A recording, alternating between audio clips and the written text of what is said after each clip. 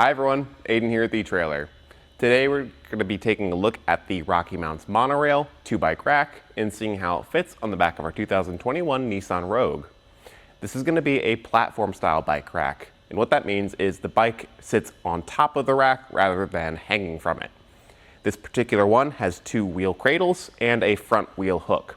That wheel hook is going to be the primary thing that keeps the bike upright and still, and it does a really good job at that. The MonoRail is a really great value bike rack, one of my personal favorites just because you get a lot of nice features and a really accessible price point.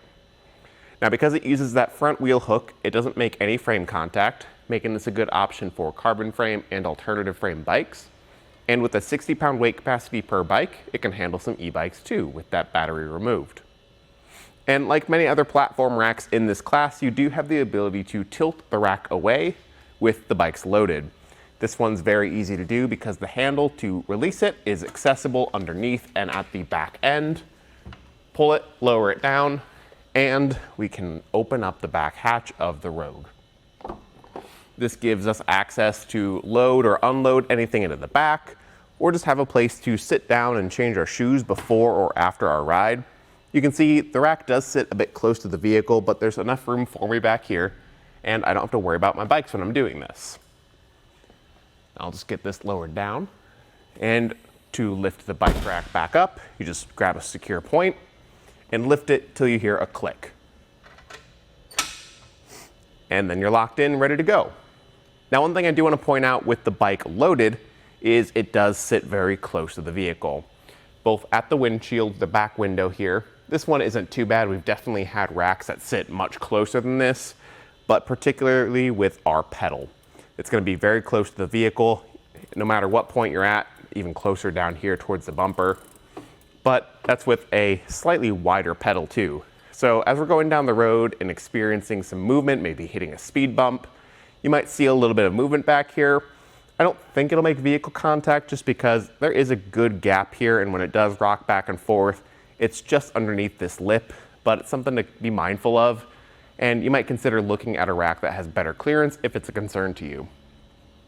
Now, to get the bike unloaded, we're going to go to the back tire first. Here we'll find a back wheel strap as a secondary point of contact. Just press this button to release the ratcheting strap and pull that out. And then with one hand on the bike, one hand on the wheel hook, we can squeeze the blue button, push up and out. This opens up all the way, giving us a very open access to just lift the bike up and away without obstructions. It's really nice compared to some other racks that have a mast in the center between the 2 bikes. Those ones typically will make frame contact, which is a lot less accommodating, but also it makes it harder to load and unload. And from here, when we're all done, we can just fold things back up. I like to tuck the hook underneath the back wheel cradle here, just to make it secure, and we can see that this does pivot back and forth to accommodate for different wheelbases. And the front cradle will just fold up flat. And from here, I like to get some measurements.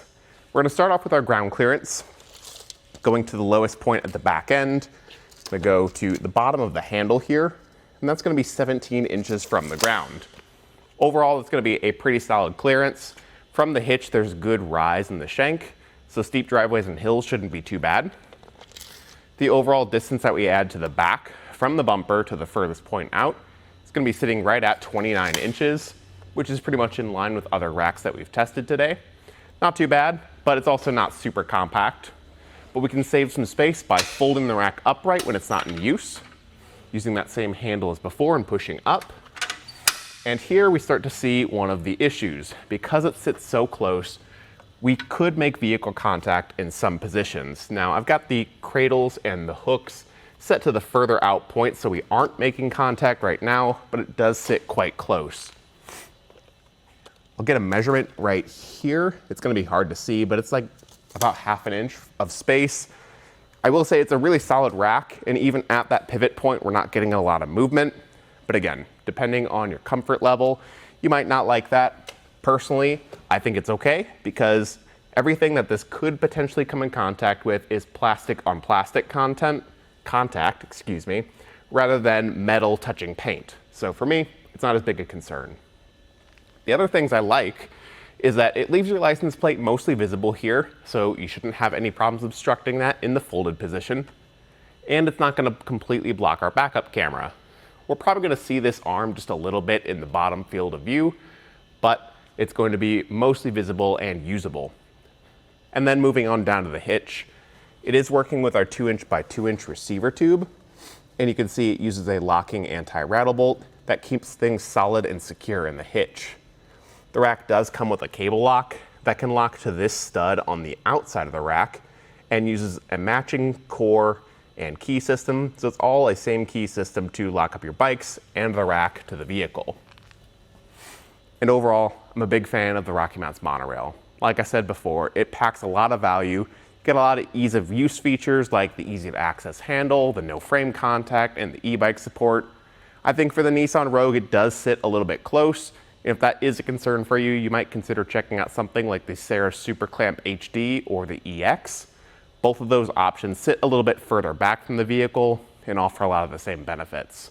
But for me, I think this one works perfectly fine on our 2021 Nissan Rogue. Thanks for watching. Here on our test course, we'll start by going through the slalom. This is going to show us the side-to-side action, which simulates turning corners or evasive maneuvers. Once we get to the alternating speed bumps, we'll see the twisting action. This will simulate hitting a curb or a pothole or driving over uneven pavement. Now lastly, we're going over some full speed bumps, and we can see here the up and down action, and this will just be like driving in and out of a parking lot, garage, or driveway.